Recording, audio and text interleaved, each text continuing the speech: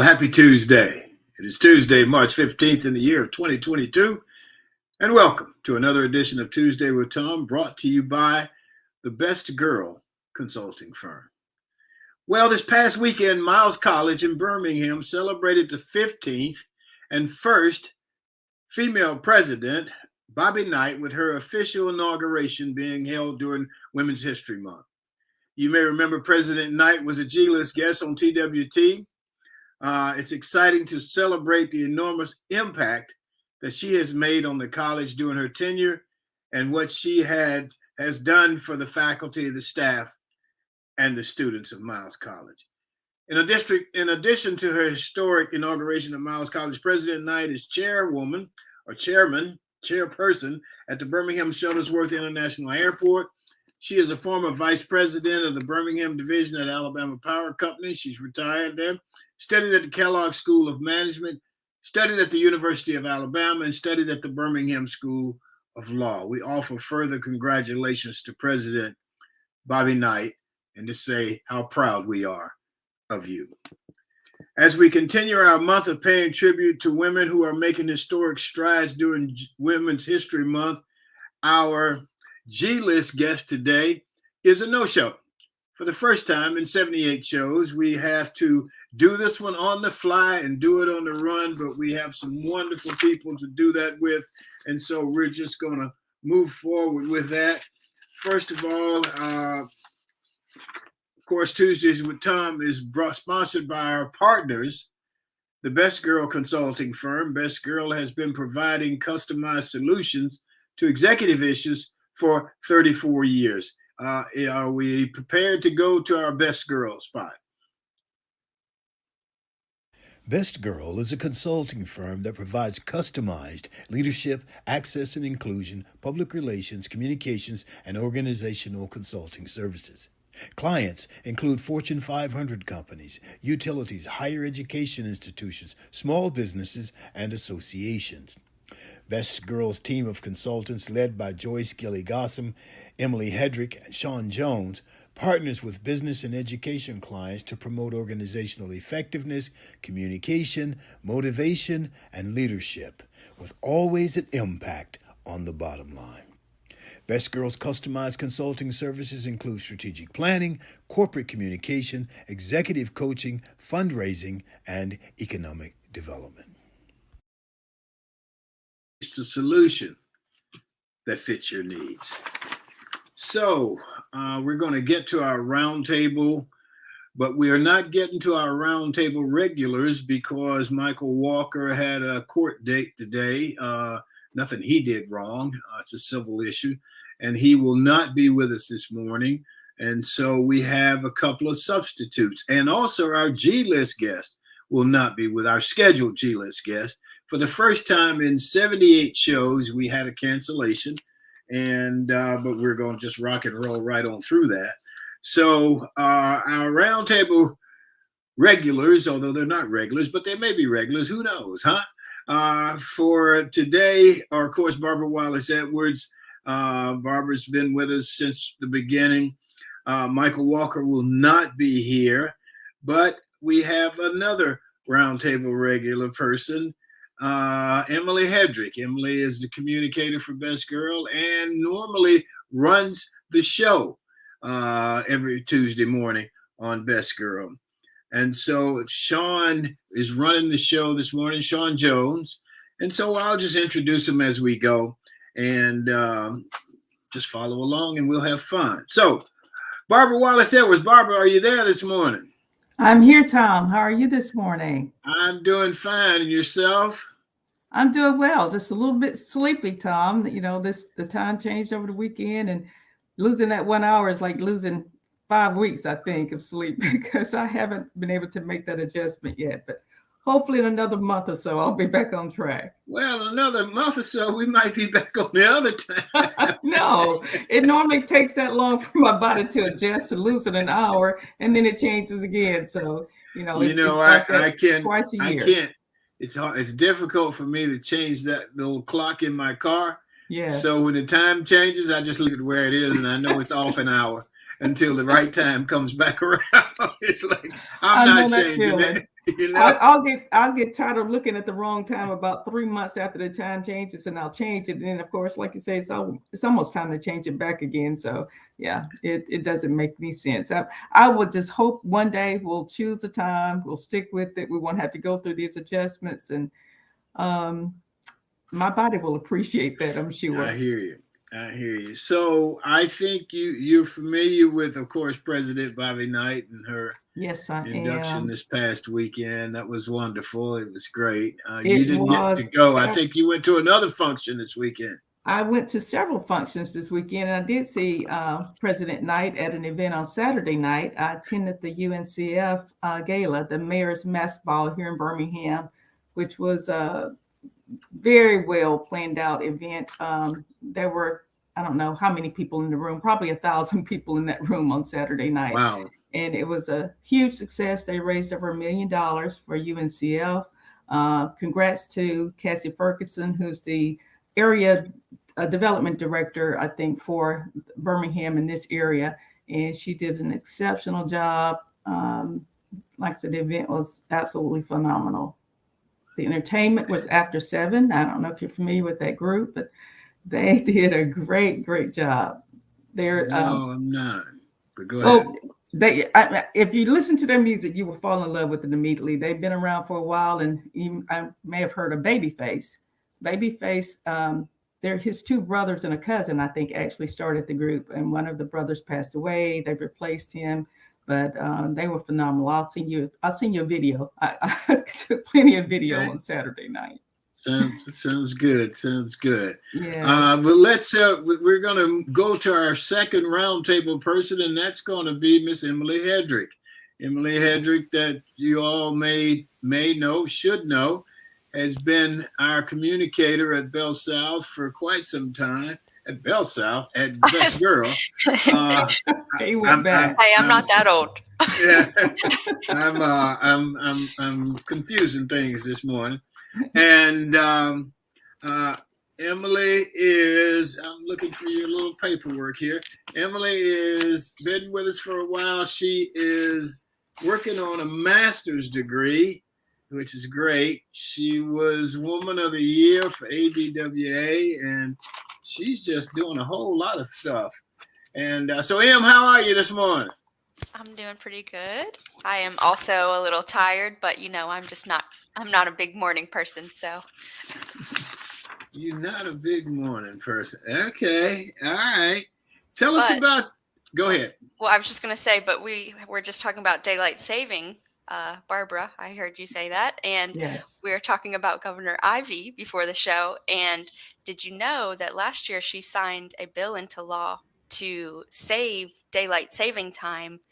But Alabama is one of like 18 states that are waiting for congressional approval. Yes. Oh, wow. I didn't know that. So apparently you have to wait.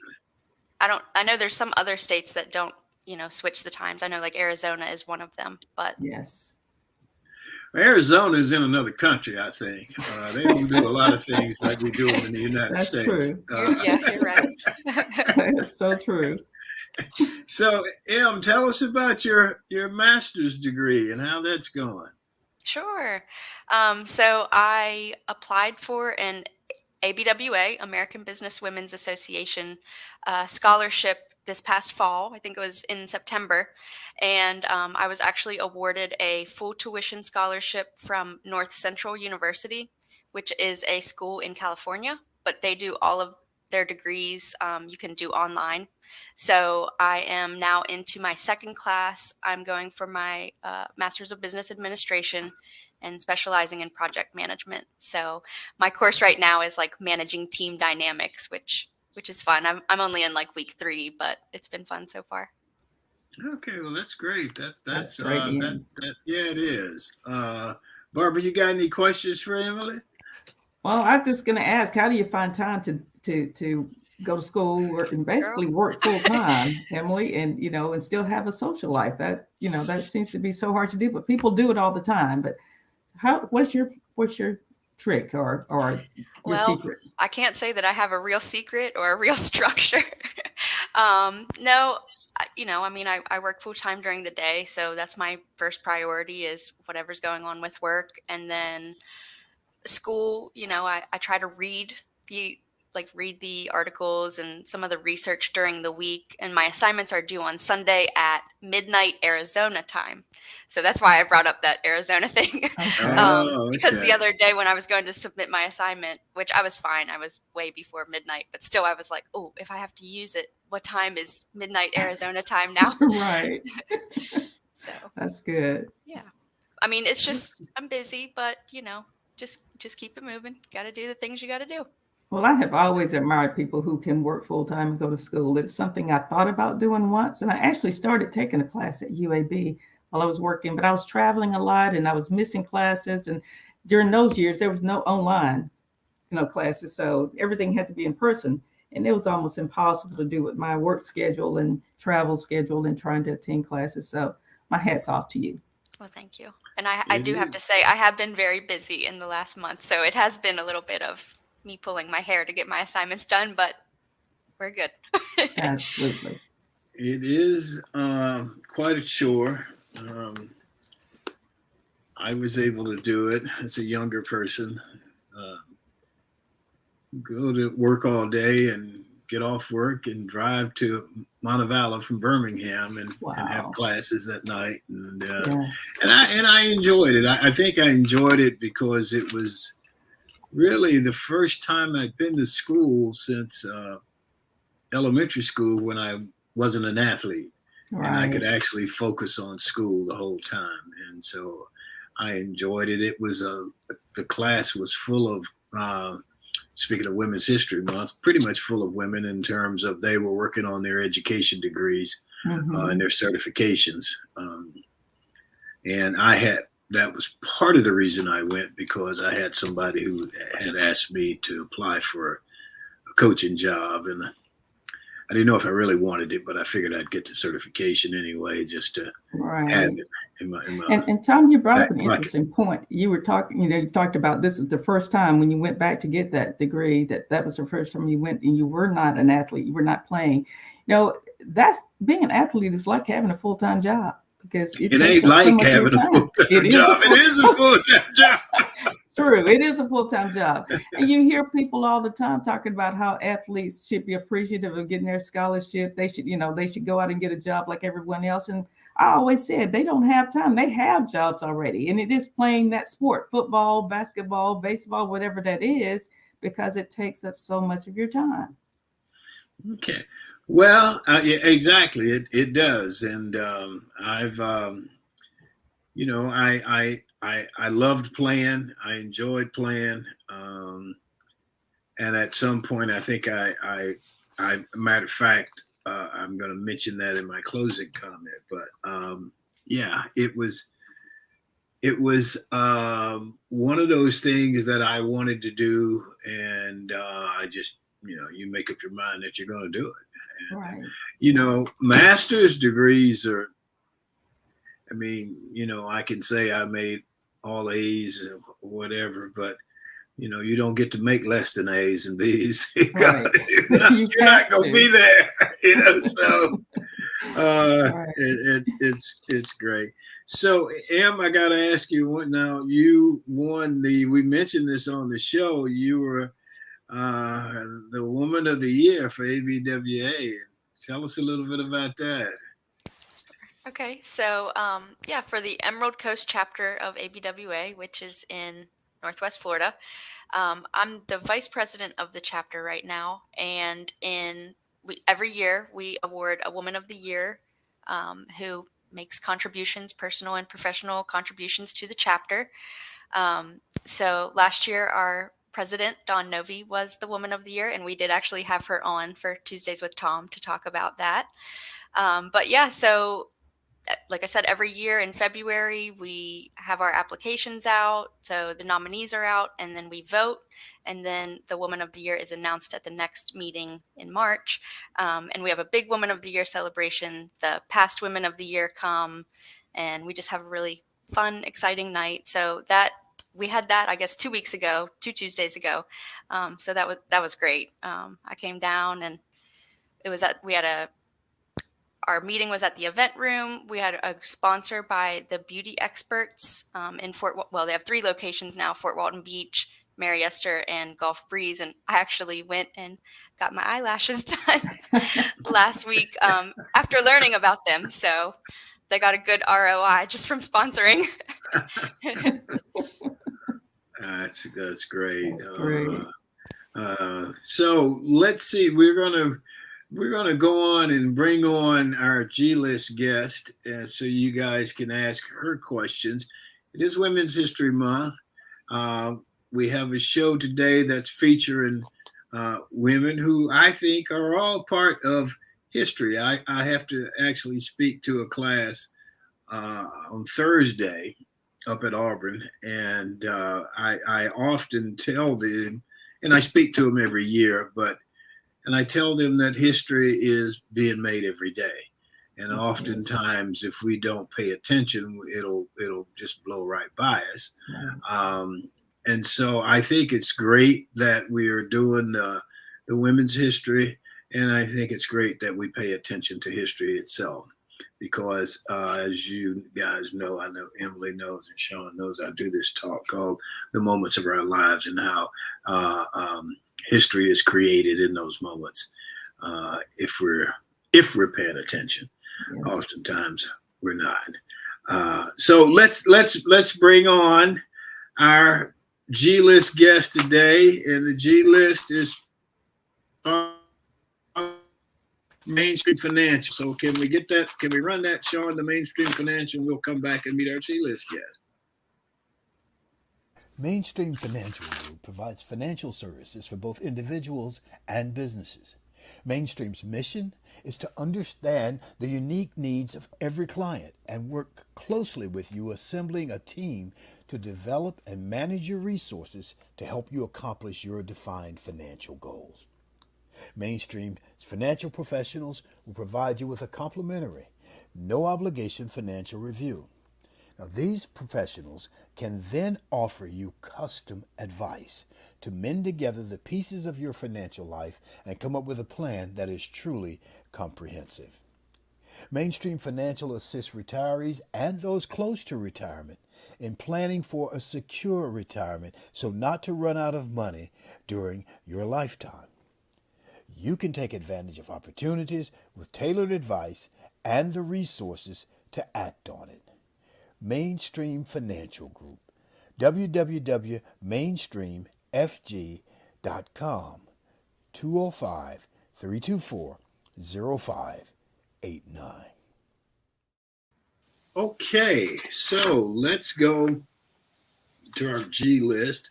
And you remember Hollywood has the A list, and here on Tuesdays with Thom, we have the G list where everybody is a star. Remember, it's Women's History Month, and our G list guest was scheduled to be Miss Jasmine Motley Maddox, who's a costume supervisor and designer on for television and film. And I know the long hours that they work in television and film, and apparently she had a really long day and into the morning and could not be here today. So we will move on, and we have a substitute, and her last name happens to be the same last name as mine. And so let's invite her here, Joyce Gilly-Gossam. Good morning. Good morning, Thom. How are you? And she even stays in the same house with me. Do you believe that? I think she's more than a substitution. Yeah, I think so. Nice to have somebody you live with who can step in. Yes, it is. So how are you this Anytime. morning? I'm doing well this morning. I love the month of March, actually, because it's National Women's History Month. Okay, you got some more to add to that, or? I do. I think it's important. What I look forward to is the day that her story is included within the body of history that is taught in the schools, that it doesn't have to have a separate month, that it is included and that all of the things, the remarkable accomplishments of women are told with just as much interest and passion and fervor as the things that men have historically done throughout the world. That's what I look forward to. Okay. So why don't we open it up to questions and from Emily and Barbara. Barbara, you want to jump in? I do. And I'm going to start with the statement. Good morning, Joyce. How are you this morning? Good morning, Barbara. Good, good. I was reading about women's history and how it all started, as far as it being recognized as a significant day, month, and week. I see that the first Women's History Day was held in 1909.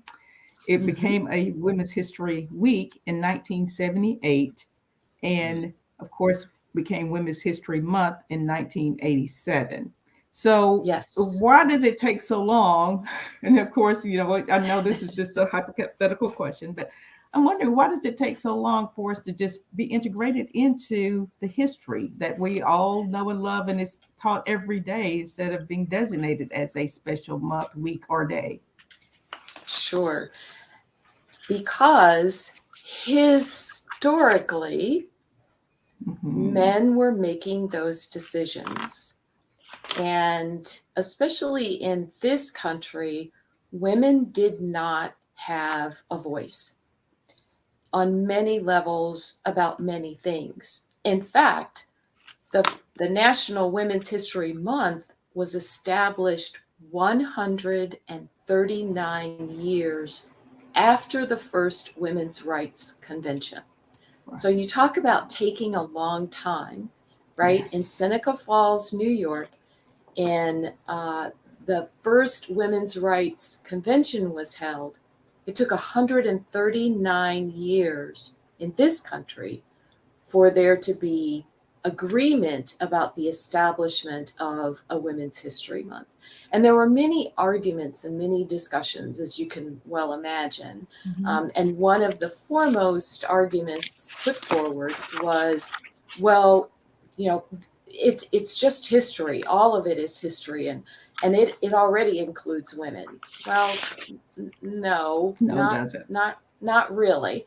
No, Because right. if it did, then we would know the names of so many women just as well as we know the names of so many men. Yes. I agree. Great Thank question, you. Barbara. Thank you. Good deal. So Go ahead. Here's another one for you. When you think about the passage, which is something we also celebrate during this month, the passage of the 19th Amendment for Equal Rights. How many of you and how many of those who are watching know the name of the author of the 19th Amendment for Equal Rights? I don't think Anybody? I know that. No. Right. And No. that's why we need a Women's History Month, because the author of the 19th Amendment for Equal Rights was Alice Paul. And for her activism, she, as well as many other women, were tortured, they were force-fed, and they were brutalized at the hands of the United States government for marching, for protesting, for picketing, and for petitioning for an equal rights amendment under President Woodrow Wilson. Wow. Wow. So when we talk about women's history, we have to also remember what women went through in order to make it happen. When we talk about the 19th Amendment, we have to remember what women went through to make that happen, to have the right to vote. And so for me, it's criminal for any woman in this country to not exercise her right to vote because women gave their lives for that right. Yes. And what I found so interesting is that the 19th Amendment didn't give all women the right to vote when it first came into No, place. no, So that is very interesting. I think it that's wasn't until exactly right. It was 1924 that Native American women born into the United States were granted citizenship, allowing them to vote. So, yeah, even though it was in place, it still didn't give all women the right to vote. exactly. And it took even longer before African American women had the right to Mhm. vote. Yes. Absolutely. So I read an article yesterday, and I passed it along to Joyce, that there are 6 branches of government in Finland, and they're all run by women. Mhm. Women run the branches of government in Finland, and it isn't like a new thing. It's pretty much been established that this is how the government is run. There are also have things like we debate a lot about in this country: public health, family leave, things that matter, I think, to families, not just to women, but to families in general. That's right. And so that was a very interesting piece. I passed it along to Joyce, and I'm sure she may have some comment about it.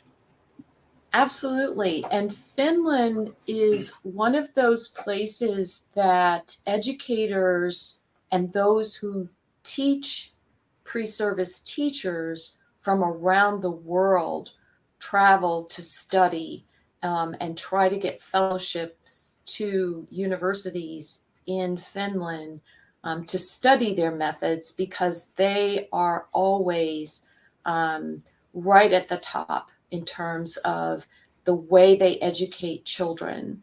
And they educate children by tapping into the child's interest and by providing an environment of joy. So the system that's used in much of the Western world is really antithesis to successful learning. And so lots of people travel to Finland because of their educational system, trying to learn about the methods that are being used there. So, Em, if you get a PhD, you should go to Finland and get it, huh? And, if you decide to go Yeah, I to don't know that about next that step. right now. We're not Oh, trying I to send hear her you. off in a way tough soon, Tom. I think once that was my thing. It was, no, I can't go any further than this. I'm done. I was accepted at the University of Tennessee, and I thought about going back, and it's like, man, I've been broke all my life, and I need to get a job now. I need to figure out how to make some money. I understand. How about, so Em, you got any questions? Any more questions? Sure. Well, I know Dr. Gossam, so I don't want to speak for you, but would you say that one of your missions or something that you like to do in your life is to empower women?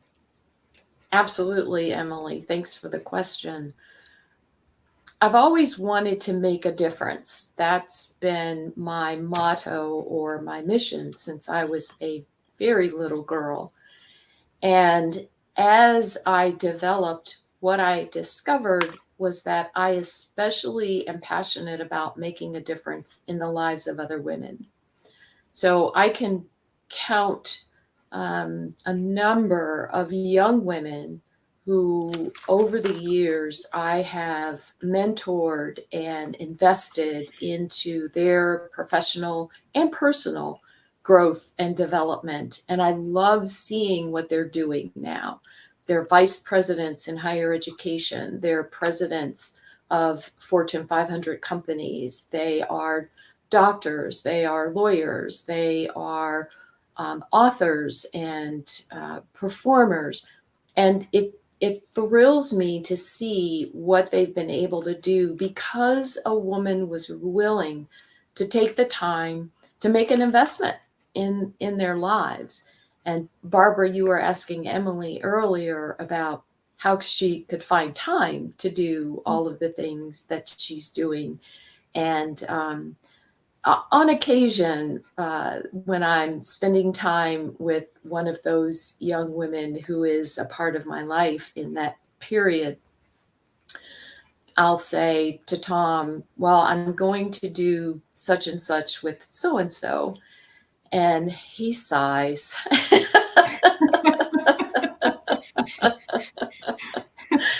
Because I'm investing in the lives of those young women, and it's almost as though I can't help it. There's something within me that when I see a young woman who has potential and yet she's not tapping into it, and no one else is showing her how to tap into that, I can't sit by and do nothing, especially if she is open and she is receptive.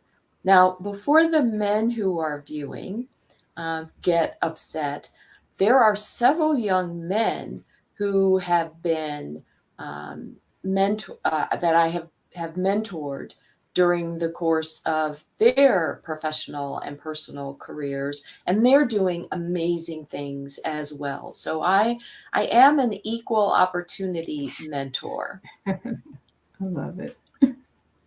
And we have a couple of things in the chat that I think are relative. Mrs. Eddington, Patricia Eddington, says, while the 19th Amendment was ratified in 1920, it was not until 1955 that the state of Alabama's legislature ratified the amendment.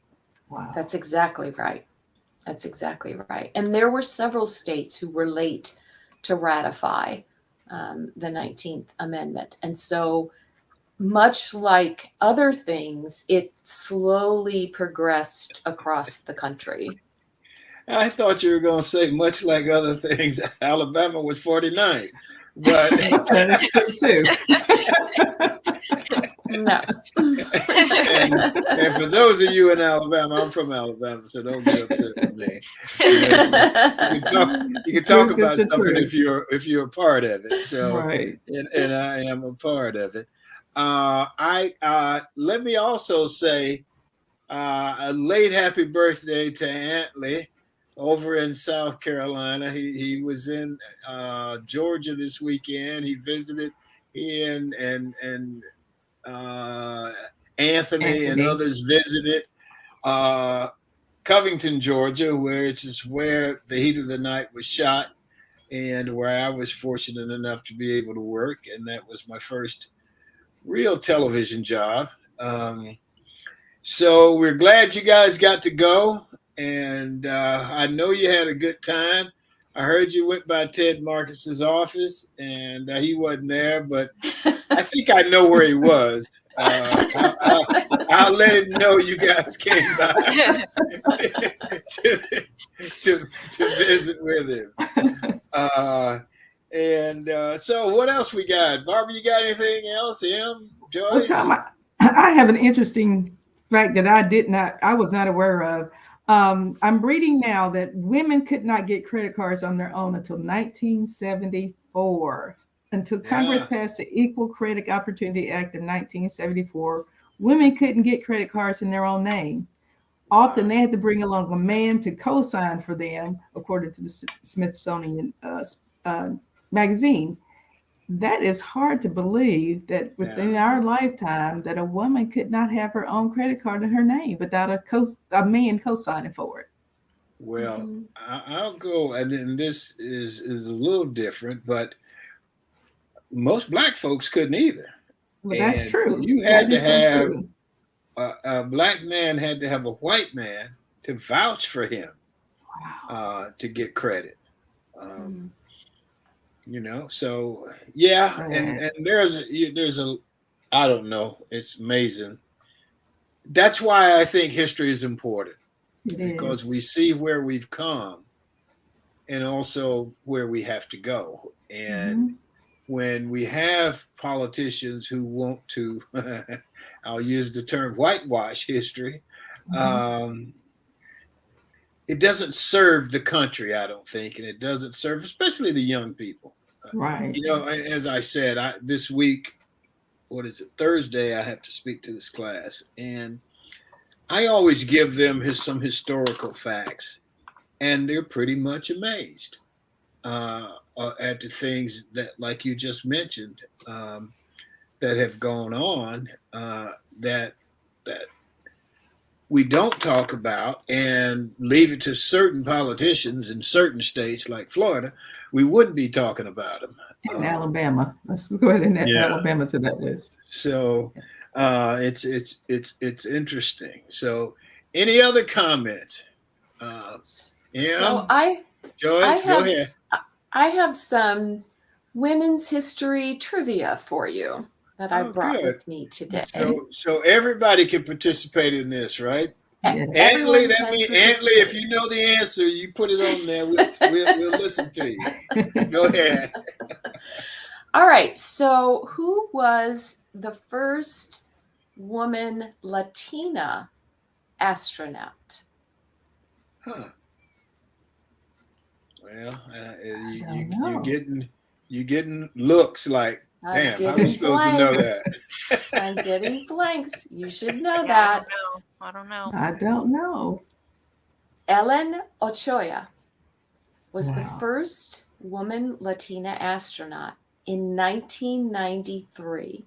She served on a 9-day mission aboard the shuttle Discovery. Mm. Wow. Mhm. That was my answer the other day for trivia. That's right. That's right. So here's an easier one. Who is given credit for being the mother of the blues?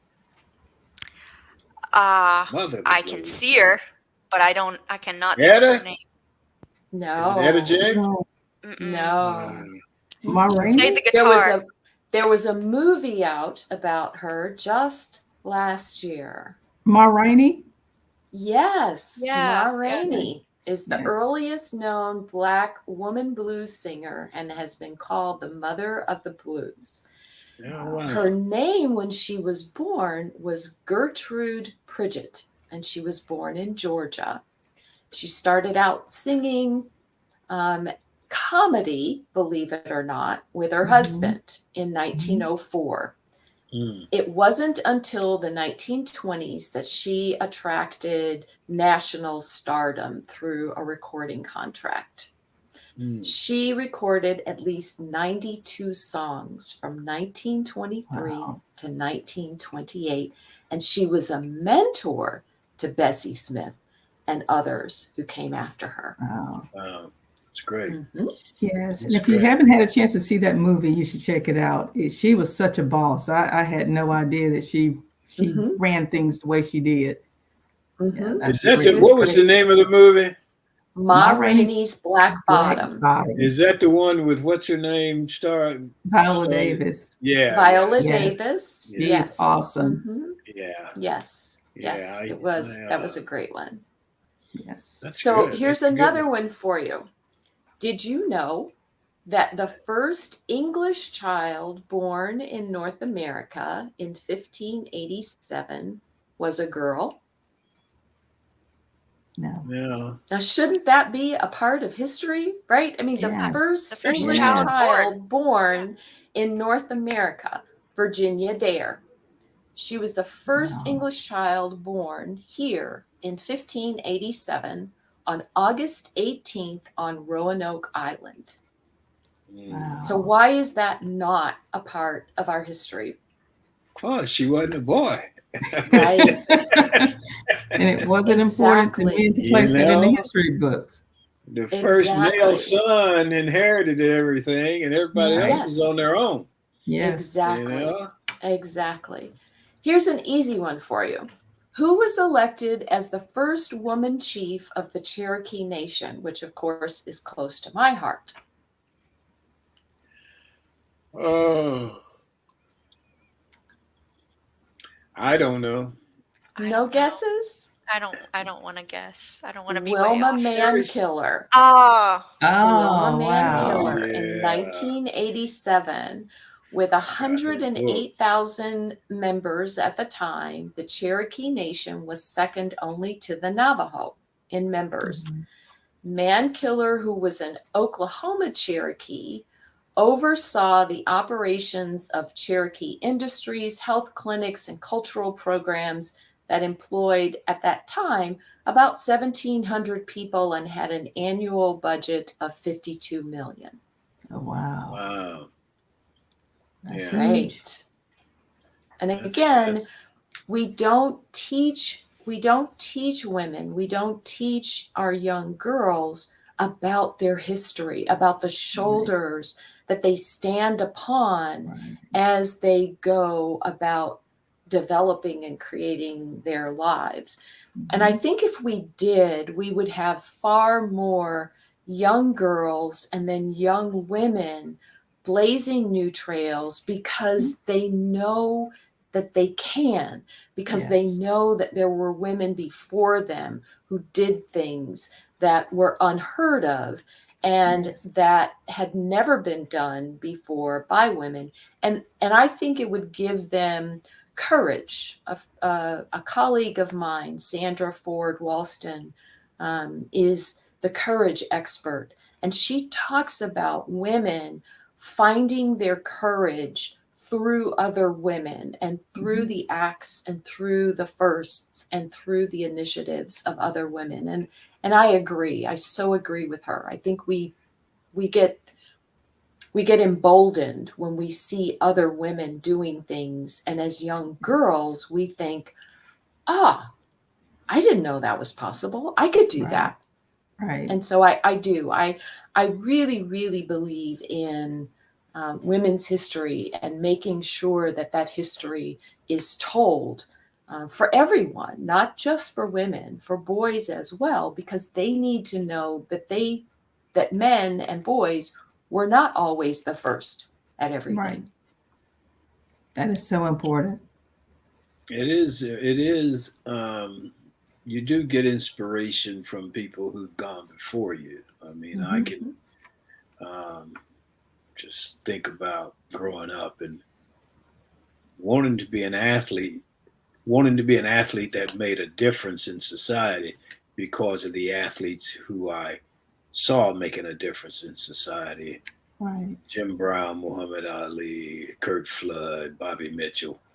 Those guys. Matter of fact, I wore 49 because Bobby Mitchell wore 49, and he was the Washington. What are they now?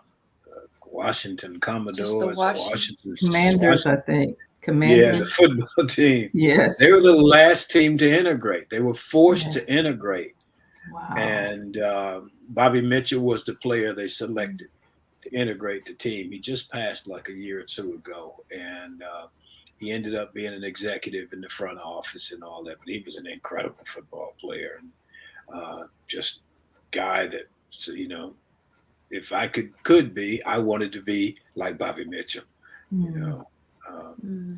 So it is inspiring to have somebody that you can look at and see yourself Yes. in there, Yes.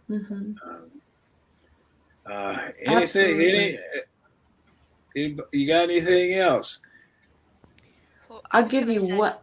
Go ahead, Emily. Okay, I was just going to say, in that same vein of being around people that inspire you, are you part of any women's organizations, and how has that shaped you? I have. Who, me? I've always been a part of women's organizations. I'm much too independent to have joined a sorority. I just could not see myself paying someone to make me waddle around the quad in a yellow raincoat quacking like a duck. So I didn't go that route, much to the dismay of all of the women in my family. However, I've been associated with the American Business Women's Association from a very young professional age when I moved to Nashville, Tennessee in the 70s. And more recently, I became involved with Impact 100 of Northwest Florida. Impact 100 Global is an organization where 100 women donate $1,000 each and then vote to give a transformational $100,000 grant to a nonprofit organization within their community. And so in that way, I give back and learn and grow, Emily, for my own professional development. And at the same time, I can contribute to the growth and development of other women. And I have enjoyed both of those organizations throughout my career. Awesome. Mhm. So if I may, Thom, I have one last one for you. Okay. For all of those who Antley, you are, ready? you ready, Antley? For all of those who are 50 years old or older and are members of AARP, the American Association of Retired Persons, it was established in 1958. Who was the woman who established it?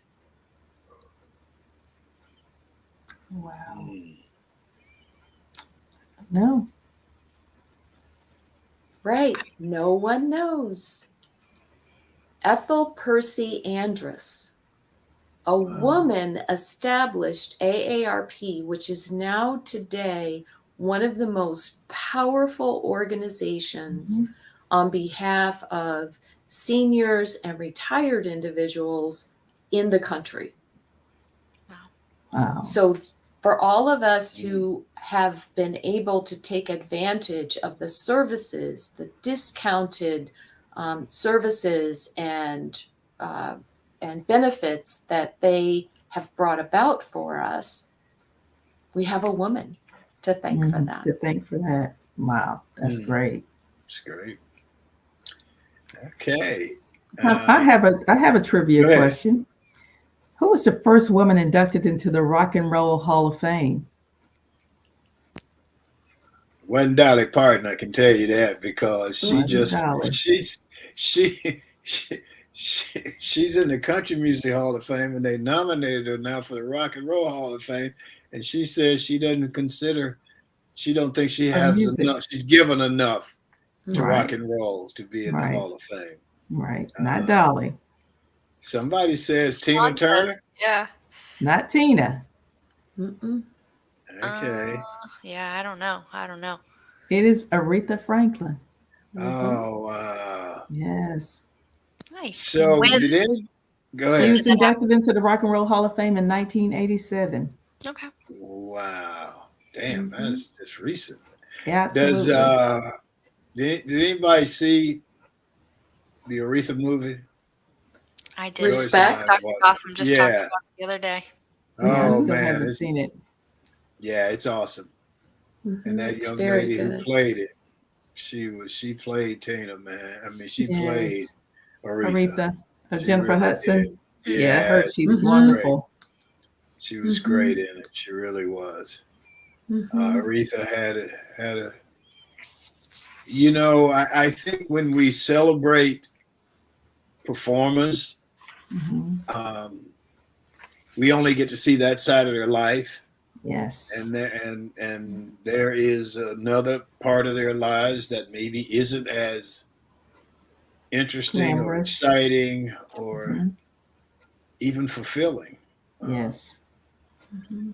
And I always say, you know, as a performer, when you finish the performance that night, you generally go back to your hotel room by yourself. And you're no longer that star. Now you're just trying to, you know, get a night's sleep so you can catch plane in the morning and go to the next stop. Yes. It's a different thing. Anybody got anything else? Let me, nobody's got anything else? Okay. Thank you for having me. Well, you're very welcome. Let's give her a hand.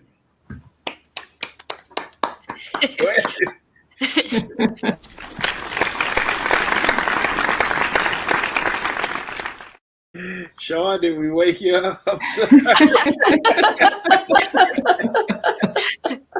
Oh, we should say something. We all got to meet Sean this weekend for the first time in person. Getting ready to talk about that.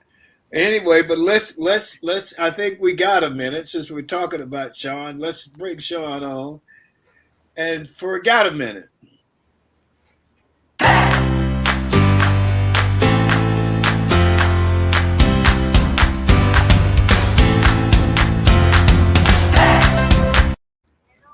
Good morning. My name is Sean Jones, and this is Got a Minute. Happy Tuesday to everyone joining in with us this morning. As for me, I'm enjoying the 73-degree weather down here in South Florida. Now, let's get into it. As we continue to celebrate Women's History Month, the only song that has been living rent-free in my head is Who Runs the World? Girls, by none other than Beyonce. Now, here's a fun fact for you. Did you know that every year Women's History Month has a theme? Really? Well, don't fret, I didn't either. Well, this year's theme is Women Providing Healing and Promoting Hope.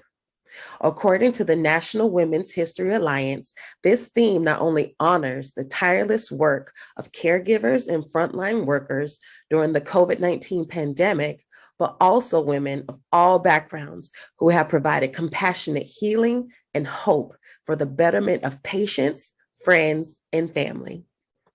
Thank you for joining in. My name is Sean Jones, and this is Got a Minute.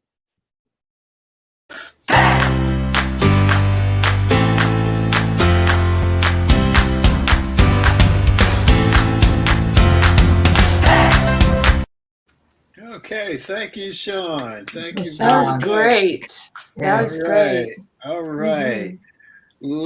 So does anybody have any other comments before we get to the final closing commentary? Anybody? Any questions? Tom, the only other thing I want to mention is that the teams have been set for the NCAA tournament. And of course, our Auburn Tigers are in it. They will be playing Jacksonville State, which is a in-state school, and they're going all the way to somewhere else in the Midwest, I think, to play this game, and they could just be playing right around the corner with each other. But so congratulations to our Auburn Tigers. We wish them well, and Alabama's in it. Several SEC schools actually are playing. UAB's actually also in the tournament. They won their conference championship. So we've got quite a few local and SEC schools that will be playing in this NCAA tournament. We're going to be cheering for them all. When Coach Bartow brought UAB to Birmingham, those of us who had gone to another school, Auburn in my case, then had two schools, because if you were from Birmingham, you were for UAB because they were for Birmingham, and you wanted Birmingham to flourish and to grow. And then, of course, Auburn was our home school. So I'm glad to see Auburn, Alabama, Jacksonville State, and UAB in the tournament, and I wish them all well.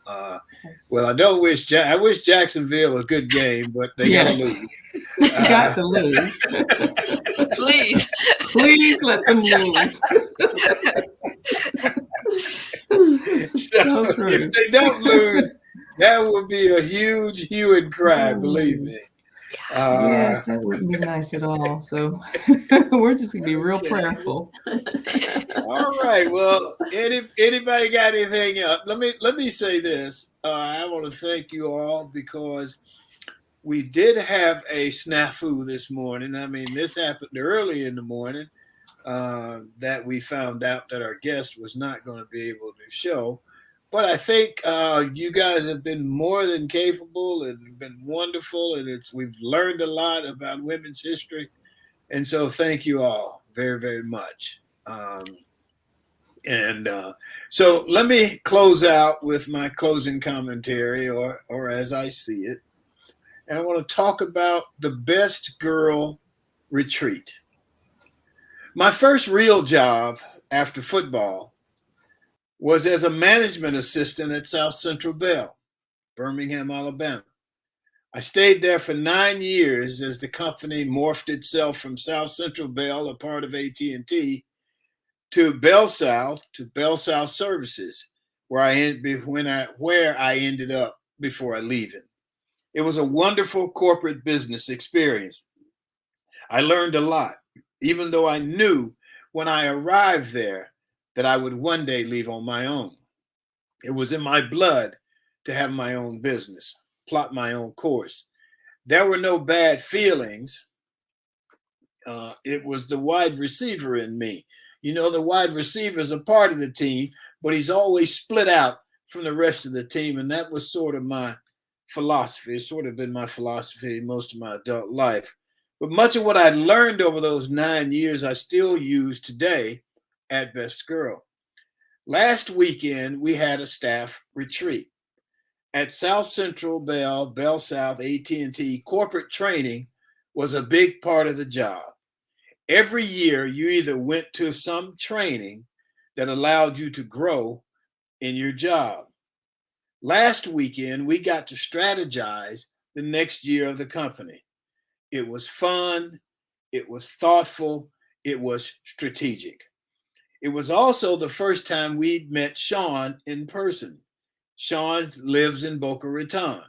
She's been with us for 14 months. We'd never met her in person until last weekend. As a matter of fact, we're all over the place. Emily Hedrick lives in Auburn. Michael Walker, who's not here today, lives in Atlanta. And Barbara lives in Birmingham. And Michael and Barbara, don't fret. We'll have a TWT, Tuesday with Thom, session, so you'll get your turn as well. And I just want to say thank you for everybody being with us this morning. Thank you to the regulars, the roundtable regulars, the new guests, Em and Joyce. Thank you to the audience for being with us. And I'm glad you guys got to go down to Covington and go by Ted's office. I'm going to have to talk to that fella and see if he can be in that office next time you guys go down there. And that is how I see it on this March the 15th in the year 2022. And that is our show for today. I want to thank the audience. We appreciate you. Thank Michael, who wasn't here, but we're going to thank him anyway. Thank Barbara. Thank our G-list guest, Dr. Joyce Gilly-Gossam. Thank our sponsors, Best Girl Inc. and Mainstream Financial Group. Thank Emily Hedrick for stepping in and doing a great job as a communicator. Thank Sean Jones for stepping in, doing a great job. She's the organizer and our producer. Thank Joyce Gilly-Gossam for planning last weekend's retreat. The weather was cold and windy, but the ideas were hot and stimulating. Remember to enjoy yourself. Make every day count. Stay safe. Peace.